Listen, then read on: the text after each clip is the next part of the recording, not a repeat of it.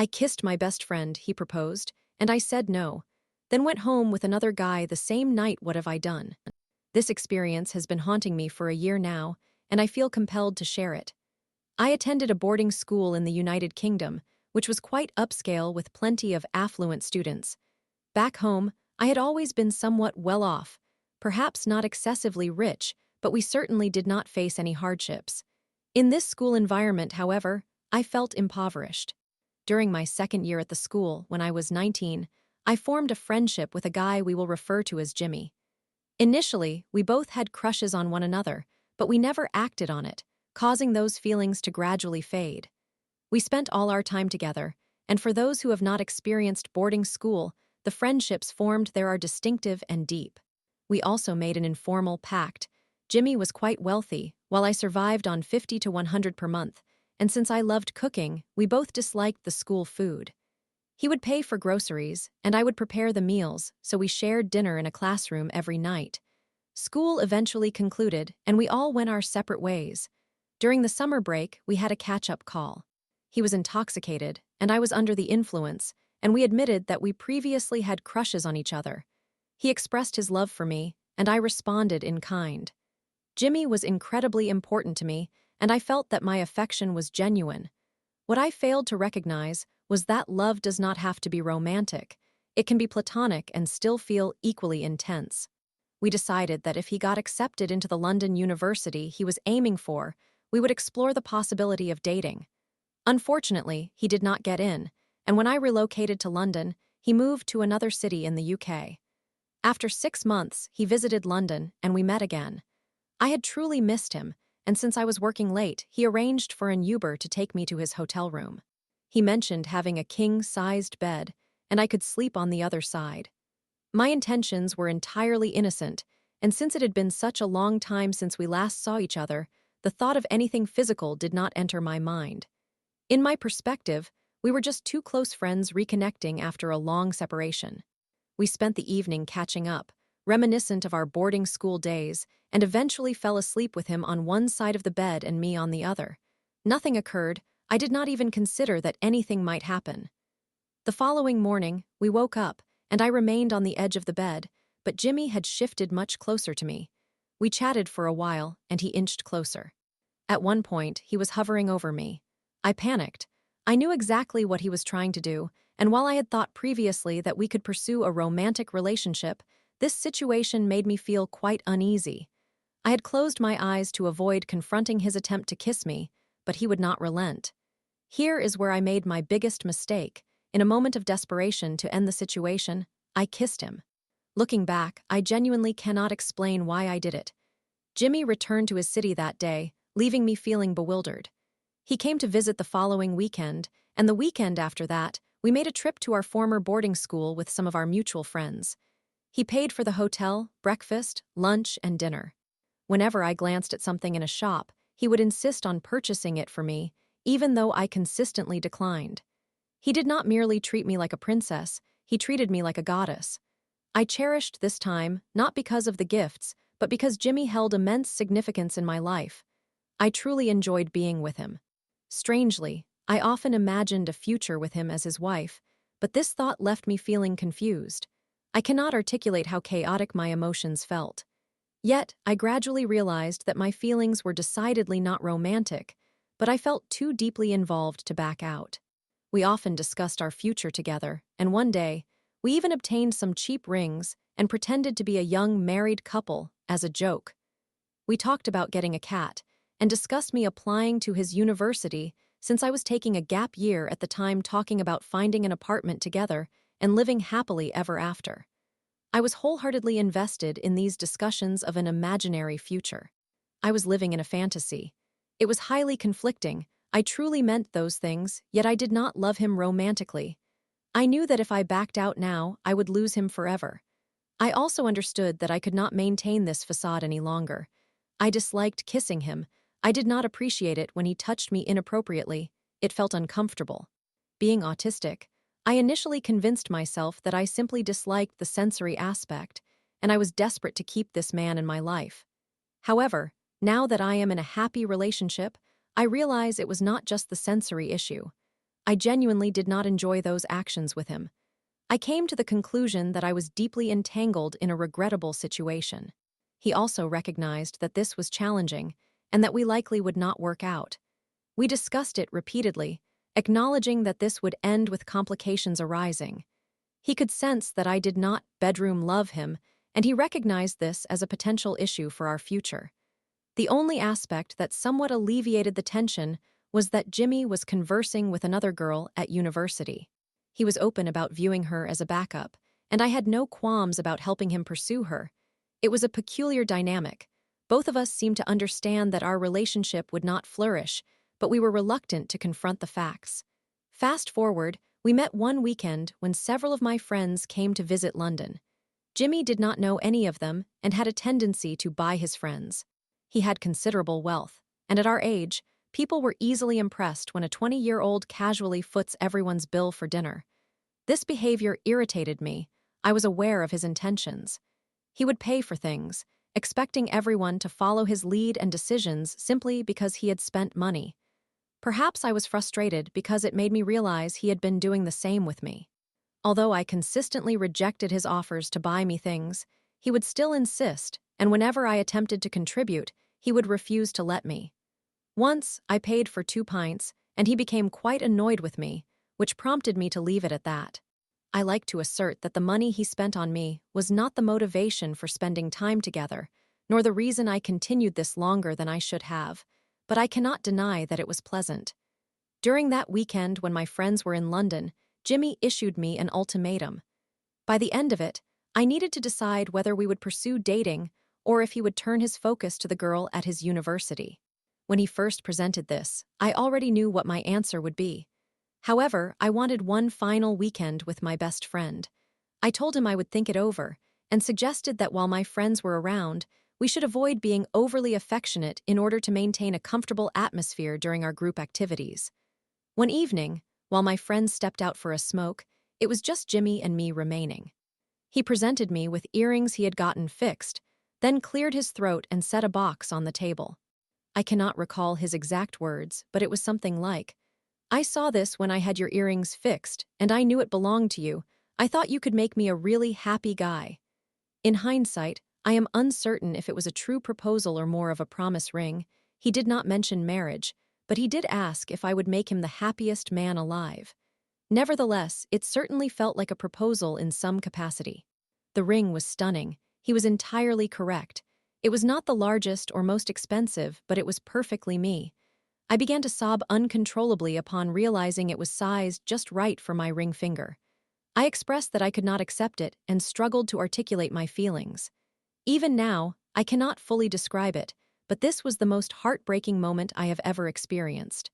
Jimmy suggested that if my answer was no, I should still keep the ring as a farewell gift. Otherwise, he would simply discard it.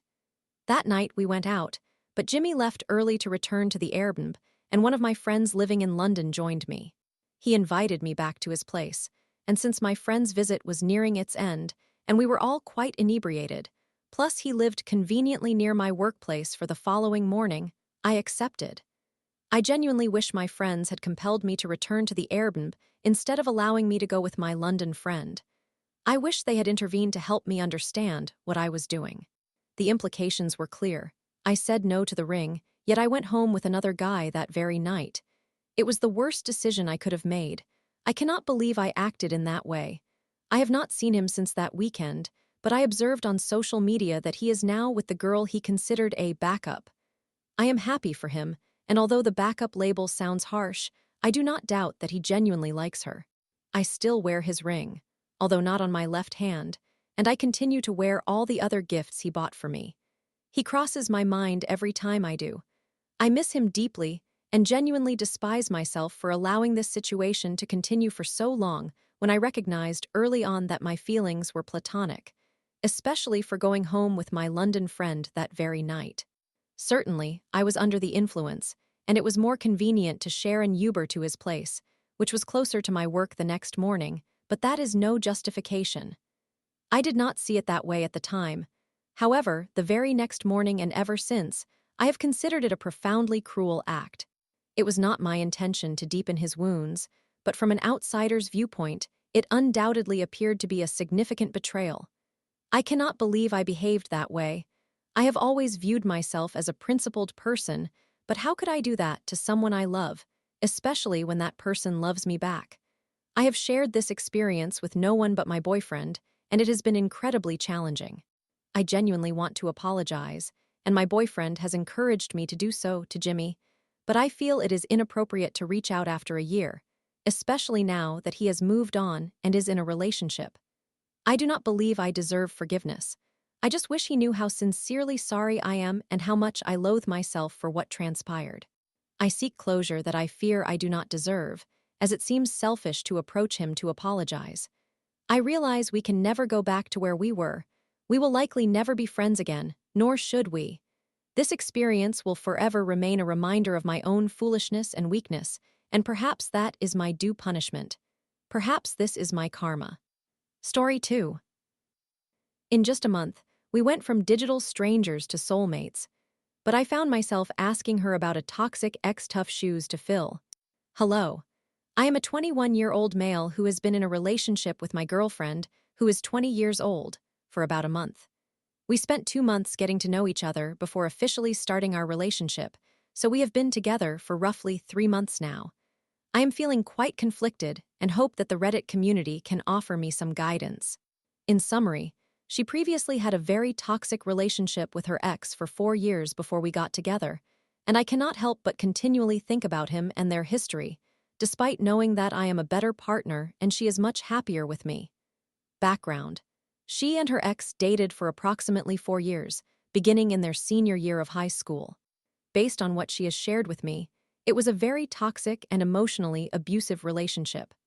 I was aware of her ex prior to this because we attend the same college, and I occasionally saw him around campus, although it has been a long time since I last did.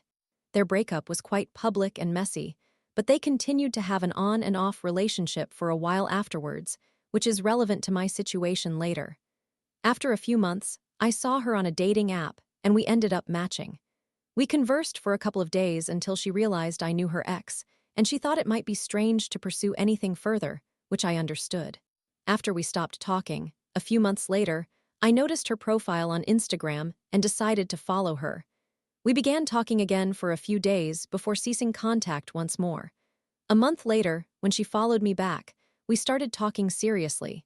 She informed me that the timing hadn't been right before, but she and her ex had stopped communicating definitively a month prior to her following me back. Neither of us was seeking a serious relationship at that time. She simply wanted to enjoy herself after a long and strained past, while I hadn't been looking for anything substantial either. For context, I had hooked up with a few girls before but hadn't found anyone worth pursuing, so by the time I began talking to my girlfriend seriously, I had stopped caring about entering a relationship altogether. After texting for a week or two, we decided to meet up. That initial date transformed everything. I had never met someone I connected with so quickly. I felt comfortable being my true self around her. I didn't need to adopt a cool guy persona to impress her. We both ended up talking in my car for hours, reluctant for it to end. During the first 2 months of our talking stage, we behaved like a couple without officially labeling our relationship. We communicated every day, frequently FaceTimed, and saw each other often.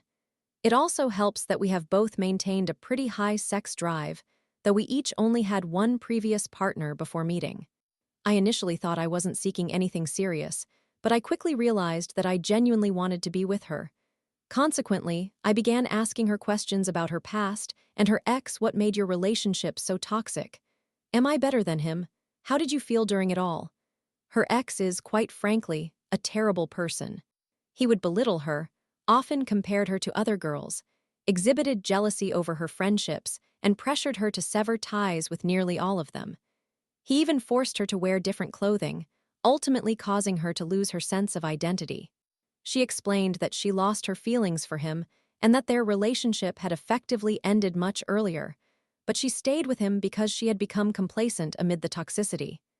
They were on and off again afterward, but at that point, it was primarily about physical intimacy, which was difficult for me to accept. She shared all of this during the first month of our open and honest discussions about our pasts. By the time we became a couple, she assured me she was entirely over him. She had even felt this way before, having strongly disliked him until she did some self-work, and now she feels completely indifferent towards him.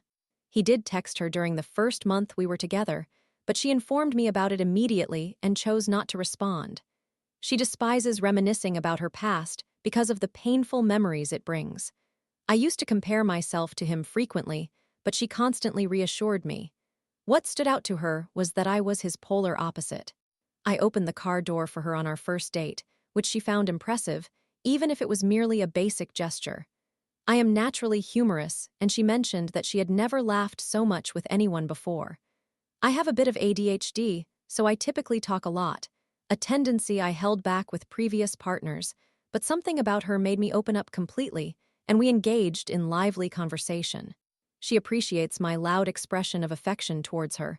I treat her with the utmost respect and put in the effort to make her feel special. I probably shouldn't have, but when we first became intimate, I asked her who was better in that department, and she responded that it was me. Size had never been a concern for me, and I knew she was being honest since she had to pause to adjust to me. I have to be careful not to go too far in because it could hurt her. I only had one previous sexual partner, which left me feeling self-conscious, but she always reassured me. She would also feel self-conscious at times, prompting me to reassure her as well. I want to share something personal I had never finished through oral sex until I was with her. She would always ask if she was doing well, and eventually, I did find satisfaction with her. On the other hand, she hadn't reached her peak through penetrative sex until we became intimate. After some time, I lost any remaining doubts because I recognized my own worth. Regardless of all that, I still find myself occasionally comparing myself to him since they were together for such an extended period, and I ask her about her past from time to time. I dislike myself for it. Last night, on our 1-month anniversary, I inquired over FaceTime whether she owned any hoodies or clothing from him. She replied no, except for a long-sleeved shirt and some shorts that used to fit him tightly, which she never considered wearing around me. She donates clothing once a year and mentioned she would include those items. We both respect each other's boundaries and address anything that makes us feel uncomfortable. However, we made a misguided decision. We thought it would be amusing to ask ChatGPT questions regarding each other's exes, as we both have our own toxic tendencies when dealing with past relationships. We stopped when she noticed that one of the questions genuinely hurt me. I call her a diminutive form of her name that she claims only her mother uses, making me feel special, but it turns out her ex used to call her that too. I understand they were together for a significant amount of time, so I felt hurt initially, but managed to get over it. She began to feel guilt because she admitted to lying to me about one of the questions I asked regarding her past, knowing it would upset me. She repeatedly expressed her aversion to discussing her past, explaining that she lost her sense of self during that time and couldn't believe she once tolerated such disrespect. Regardless of what her ex did, it doesn't reflect her love and loyalty towards me. Thus, I chose to let it go. I have irrationally reacted to minor details, such as her enjoying spa trips and having taken her ex with her on 3 occasions. She even had him photograph her, and she looked exceptionally attractive in that picture, which she later posted on Instagram. Recently, she took me to the same spa, which I had known beforehand, and when I took her picture in the same spot as her previous photo, I asked who took her earlier photo and felt hurt, struggling to handle looking at the pictures I took of her because they reminded me of her and him at the spa. This girl genuinely loves me. She gave me an engraved necklace, which she claims she's never done for anyone else, and continually makes me feel valued. She even told me that within 1 month, I had made her feel more loved than she did throughout her entire 4-year relationship. I deeply care for her and would do anything for her. Although we haven't been together long, I truly believe our connection is unique. Whenever I am with her, I rarely contemplate her past because I prefer to focus on the present and enjoy our time together without being reminded of her ex or anything related. However, last night, she expressed considering a break because she realized she only had 1 month of independence before I entered her life, and she is still discovering who she is. Additionally, she expressed concern about me bringing up her ex and doesn't want me to be hurt by her past.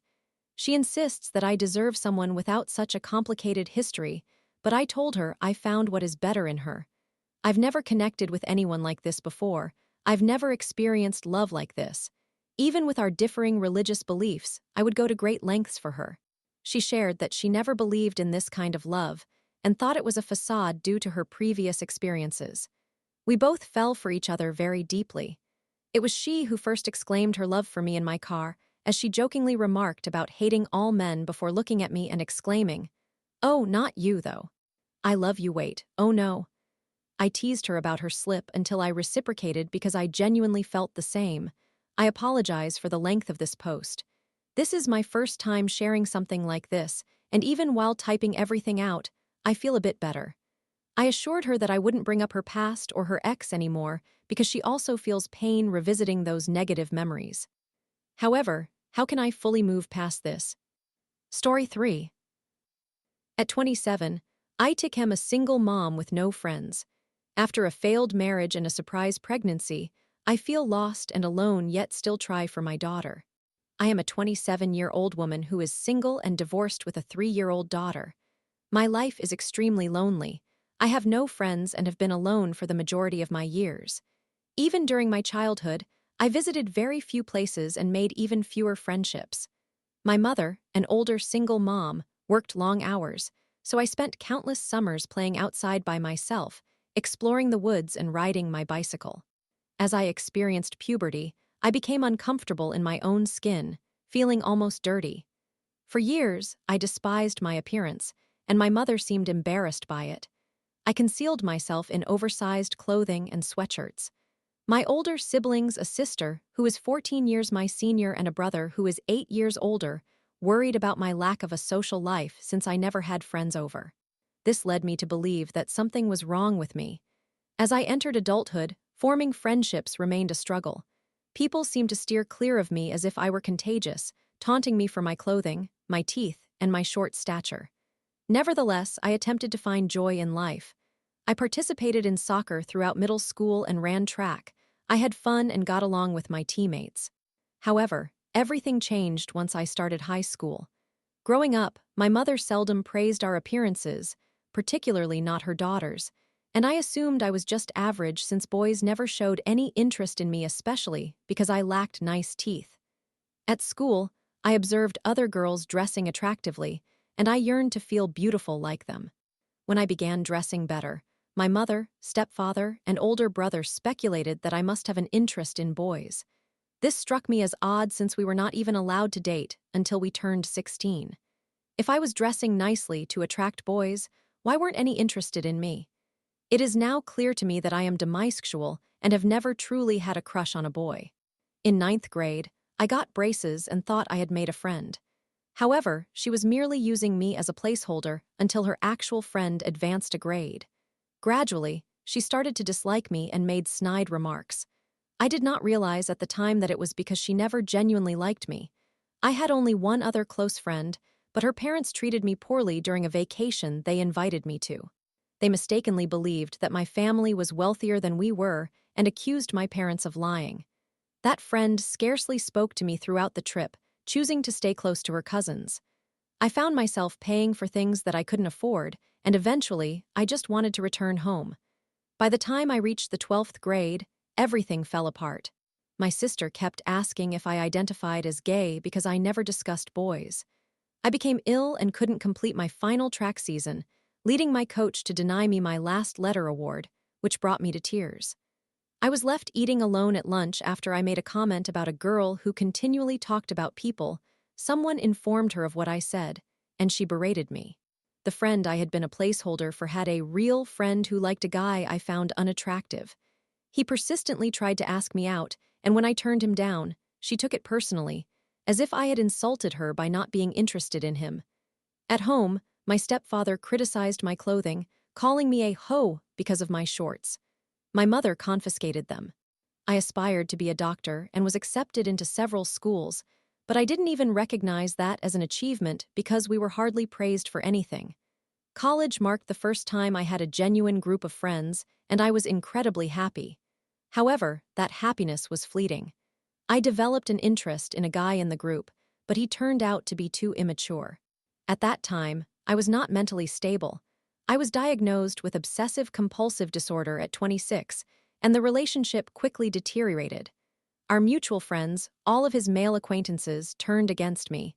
They ostracized me, bullied me, and were incredibly cruel. My fixation on him plunged me into a severe depression. I was confused about why I could not stop obsessing over him or simply leave him alone. Ultimately, my friends abandoned me as well. I spiraled downward. I began skipping classes, smoking marijuana, and failing a course from which I had to withdraw. I lost my virginity in a distressing experience. I felt broken and isolated. Yet, I still loved school, so I persevered. I completed the fall and spring semesters and decided to retake the course I had withdrawn from during the summer. This decision ultimately resulted in $6,000 of debt, which my family could not cover. No one came to my aid. I was forced to drop out. I had no vehicle, no means to return to school, and a job that paid $7.75 an hour. To offset some of my debt, I requested the inheritance my grandmother left me from my mom, only to discover she had already spent it remodeling our kitchen while I was in school. I chose to join the military. I saved every penny, being careful not to overspend so I could eliminate my debt. I felt immense pride when I finally did until I received a call from a collections agency. Apparently, I had unknowingly taken out additional loans, and they were severely overdue. This devastated my credit, and I have been working to repair it since then. At 20, I believed I had met the love of my life. My ex-husband, who was 19, and I dated for about a year and a half before marrying. We were stationed overseas at the time. Upon returning to the United States, his true nature emerged. He never got me anything for Valentine's Day, spent all his time playing video games, started consuming red pill content, and didn't even congratulate me upon completing my undergraduate degree in psychology. Things worsened when I became pregnant. He left me multiple times to visit friends in another state. After our daughter was born, he initially helped making bottles, feeding her, bringing me meals, but that quickly devolved into weaponized incompetence. He expected me to cater to him around the clock while caring for a newborn. He insulted me for not showering, demeaned my body, and refused to clean or cook for the baby, even creating messes intentionally. For his birthday, I bought him a customized Dragon Ball Z cake and flowers. All he cared about was that his friends hadn't wished him a happy birthday. That was when I recognized his deep self-centeredness. After 9 months, I could no longer endure it. When he lashed out at me for refusing to have sex, I understood I had to leave. I purchased a house, hoping that if he transitioned out of the military, he might change. He did not. If anything, he became worse. I experienced panic attacks and breakdowns, yet he still expected intimacy. When I turned him down, he expressed a desire for a divorce. He insisted on 51 custody solely to retain his military housing.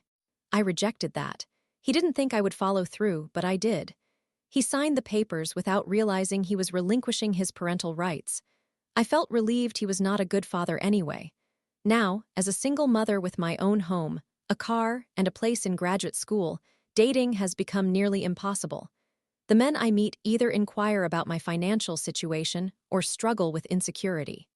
Recently, a man I had known for years showered me with affection.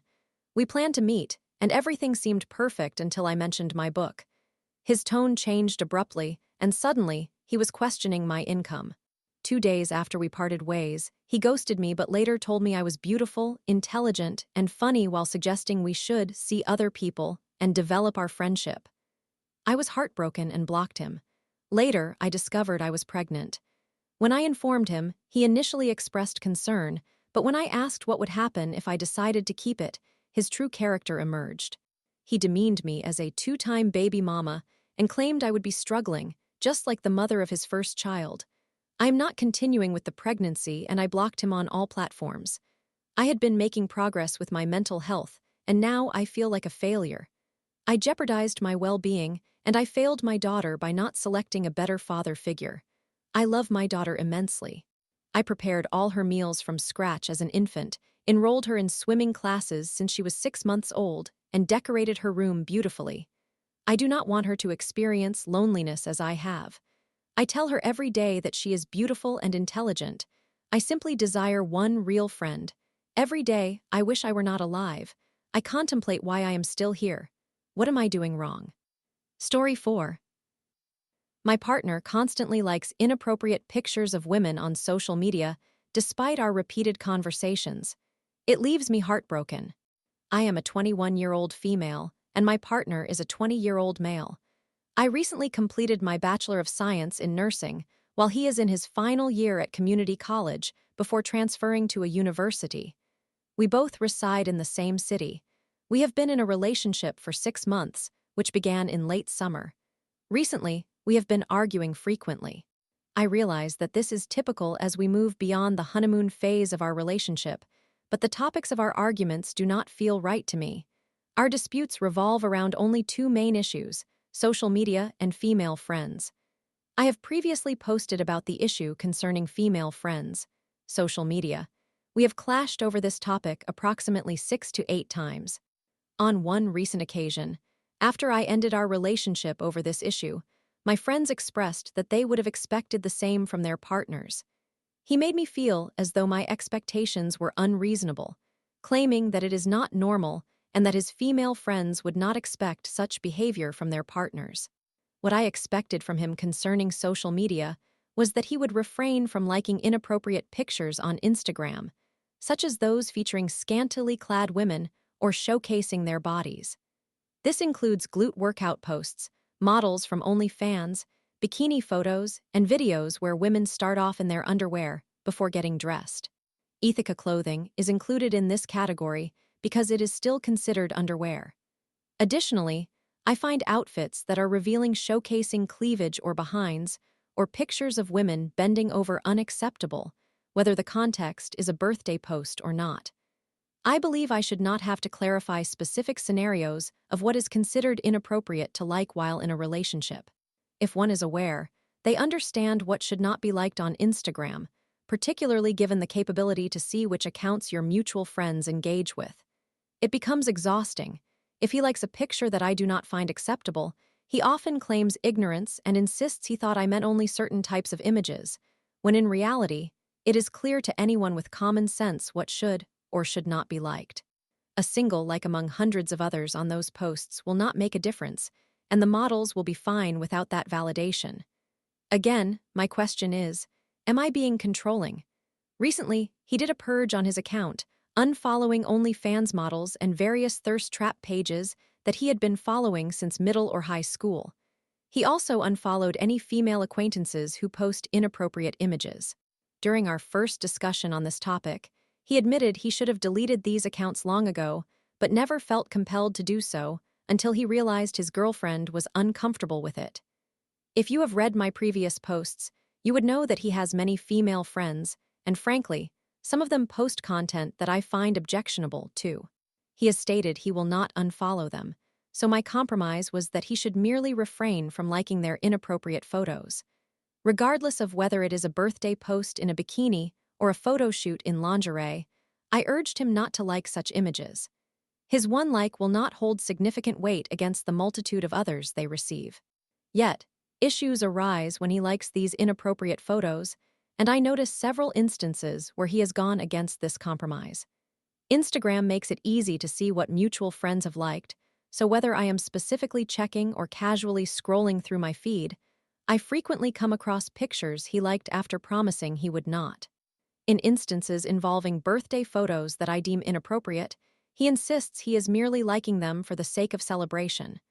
When it comes to random women on Instagram, he claims he is just scrolling without examination and is not fixating on the post. I find this hard to believe. Around Christmas, he liked a post of a woman in very revealing lingerie, stating he did so because he knew the photographer, who was not credited with that post. I discovered he liked this photo on Christmas morning while scrolling through Instagram, which added to my frustration, particularly given that we had already discussed social media an estimated 5 times prior. The justification he provides for liking these images of his female friends is that they are friends, disregarding how I feel. Even though we agreed on the compromise that he would not like inappropriate photos, he persists in following friends who regularly post such content. He argued that not liking their posts would reflect poorly on him, but I believe if his female friends know he has a girlfriend and their posts are inappropriate, it should not be an issue for him to refrain from liking them. However, His friends do not seem to think along those lines. They are comfortable with their partners liking inappropriate content online because they trust that their partners will not meet these women in person. When I asked him to discuss this reasoning with one of his friends to understand their viewpoint, I was astonished by her response. While she personally did not mind if her partner liked such photos, she recognized why I was upset with my boyfriend, given our many conversations on the topic. After all of this, what I am primarily upset about is that we keep revisiting the exact same discussion about social media, and each time he assures me he will stop, but he ultimately reverts back to the same behavior within a week or two, if not sooner. I become emotional and break down, while he continues to make promises only to disregard them later. He often claims he understands my perspective, yet falls back on disagreeing during our arguments, despite having initially agreed with me. He has started saying that I am being insecure and reading too far into social media, comparing me to his parents in their controlling tendencies. He suggests that I should not expect him to change overnight. However, my request is simply not to like an inappropriate picture, and I believe that is a reasonable expectation. Finally, he tells me it is unrealistic to expect someone to know exactly what to do when entering a relationship. Yet, I believe there are fundamental things one should inherently understand, such as not liking inappropriate pictures on social media or flirting with other girls. It's not complicated or unreasonable. Consequently, it feels like he says what I want to hear simply to avoid conflict, while I am left trying to understand why it is so difficult for him to refrain from liking inappropriate photos online. I want to stress that I am not trying to control him, but seeing these images while scrolling through social media deeply affects me. It is not about insecurity. I have learned to love myself and am proud of who I am. What I cannot tolerate is disrespect, and I believe my love for him has led me to endure his behavior, taking him back after each infraction. Moreover, my friends follow him, and he follows my friends. Given that Instagram allows you to see what mutual friends like, I feel embarrassed when I think they might see that he is liking such posts. My friends discussed this issue when I broke up with him, and they unanimously agreed that a boyfriend should not be liking disrespectful content while in a relationship. Another point I should mention is that during a recent argument, he mentioned that a friend has access to his account to post for an organization, explaining that this friend sometimes unintentionally liked photos on his behalf. He said he had known about this, but forgot to ask his friend to stop, recognizing it was upsetting to me. This revelation felt more like a convenient excuse rather than a sincere explanation, especially as he spoke to his friend in my presence. So, my questions are, am I being controlling and unbearable like a parent? Does this stem from insecurity on my part? Am I overanalyzing the role of social media? Is the compromise we reached unfair and pointless? Would the simplest solution be to unfollow him? Although this thought causes me anxiety and makes me worry he is cheating, so I hesitate to consider this option. I know the most obvious course of action would be to break up with him, but I do not want to end a relationship over something like social media. It feels trivial. I just hope we can work through this. His reasoning seemingly includes scrolling and liking content without realistically analyzing the images or finding the women attractive, i.e., acting without thinking. The belief that these are just photos of his female friends.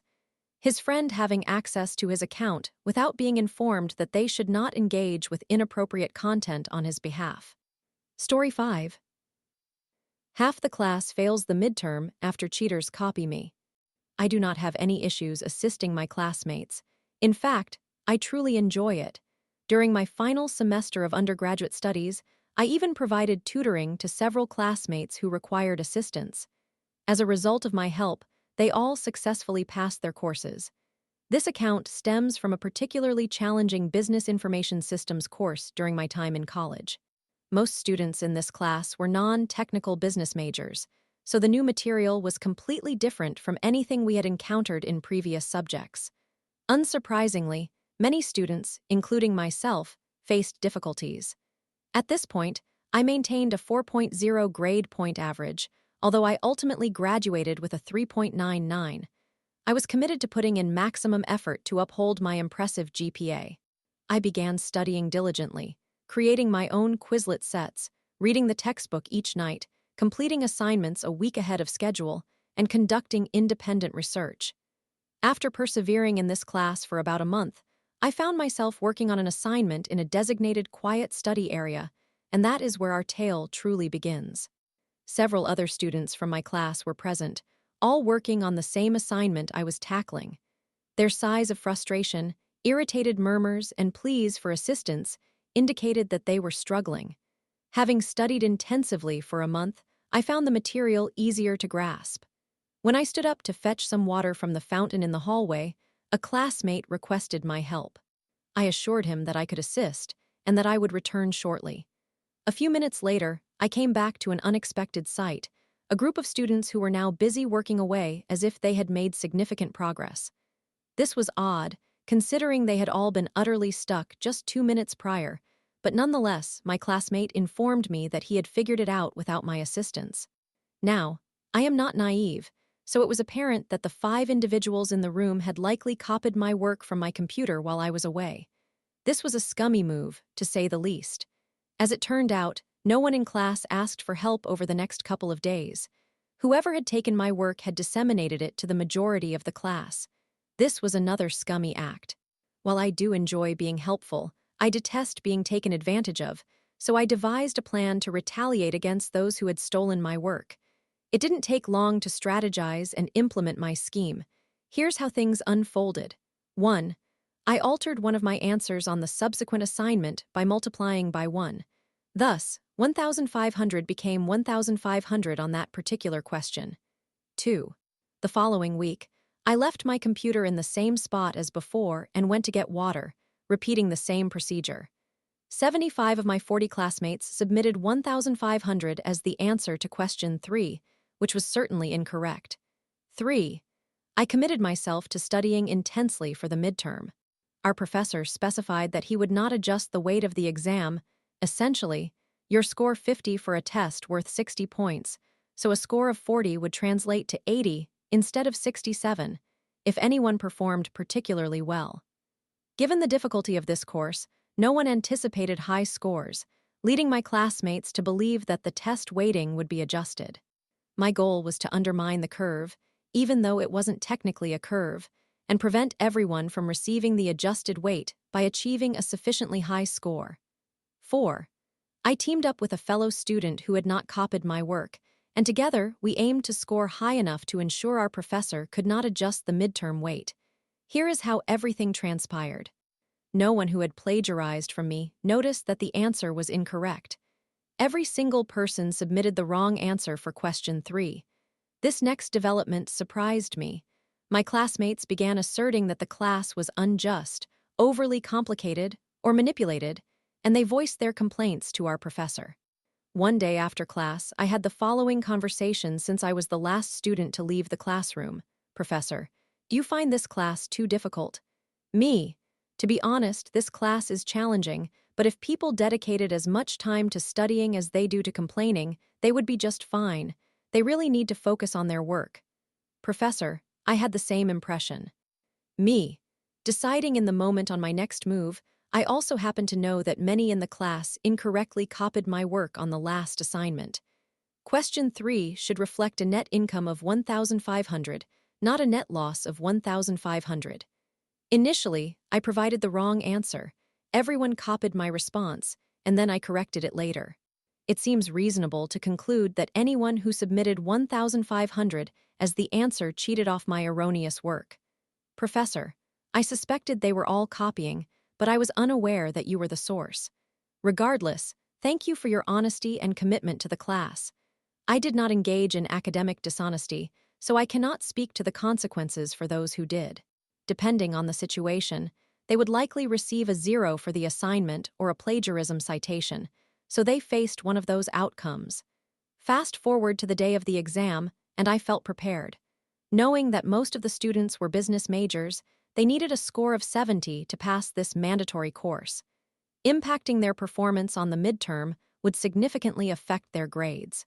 I completed the test first and left feeling confident that I had done enough to prevent the class from receiving an adjusted score. A week later, we received our exam results. Tests were distributed around me with scores displayed in red ink. 68, 71, 70, 66, 75, 67, and these were among the better students. Someone at the end of my row received a test from our professor, exhaling deeply as they began passing tests down the row. When it reached my desk, I looked down to see my score. 93, I had succeeded. A classmate in the front of the room asked, "Will there be a curve?" Professor, "No, me." "What was the highest score?" Professor, 93. The average score for the exam was 71, meaning a substantial number of students did not pass. Perhaps they managed to make up for it on the final exam and successfully passed, but I did not concern myself with that. I succeeded in my own endeavors. TLDR. People plagiarized my homework, so I lured them into providing a wrong answer, informed the professor of their cheating, and achieved a high enough score on the midterm to prevent anyone from receiving an adjusted score.